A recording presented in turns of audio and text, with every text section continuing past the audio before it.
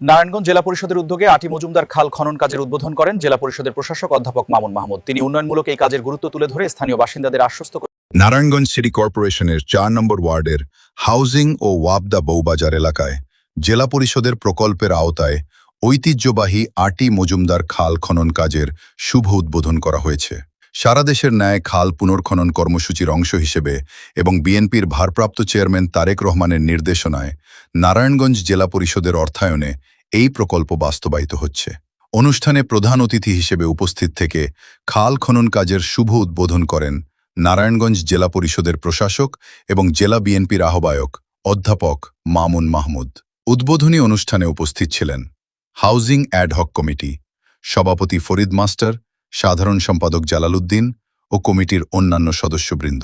নাসিক ৪ নম্বর word বিএনপির সাবেক সাধারণ সম্পাদক নূর হোসেন হীরা, বিএনপি নেতা মোহাম্মদ মুজিবুর রহমান, মোহাম্মদ আলাউদ্দিন, জহুরুল ইসলাম, ৪ নম্বর ওয়ার্ড বিএনপির দপ্তর সম্পাদক ও সিদ্ধিরগঞ্জ থানা জিয়া মঞ্চের আহ্বায়ক নাসির উদ্দিন, সিদ্ধিরগঞ্জ থানা কৃষক দলের যুগ্ম আহ্বায়ক সাব্বির আহমেদ, সদস্য আব্দুল মান্নান এবং নারায়ণগঞ্জ মহানগর কৃষক দলের কৃষি বিষয়ক সম্পাদক সাব্বির মোল্লা, সিদ্ধিরগঞ্জ থানা ছাত্রদলের সভাপতি প্রার্থী আবুল হোসেন আবির, সাবেক ছাত্রদল নেতা সম্রাট আকবর এবং ছাত্রদল নেতা কবি আরেফিন, বাংলাদেশ আন্তঃজেলা ট্রাক চালক ইউনিয়নের নবনির্বাচিত সাধারণ সম্পাদক শাহ আলম হীরা এবং ৪ নম্বর ওয়ার্ড পল্লী চিকিৎসক সমিতির সিনিয়র সহসভাপতি ডাক্তার সিরাজুল হক। এছাড়াও অনুষ্ঠানে স্থানীয় বিএনপি ও সহযোগী সংগঠনের অন্যান্য নেতাকর্মী এবং এলাকার গণ্যমান্য ব্যক্তিবর্গ উপস্থিত ছিলেন।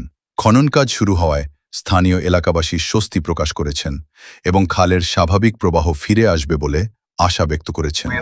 তারাও এখানে উপস্থিত রয়েছেন, তাদেরকে আমি অশেষ ধন্যবাদ জানাই। সবাইকে ধন্যবাদ জানিয়ে আজকের এই উদ্বোধন ঘোষণা করছি। আসসালামু আলাইকুম।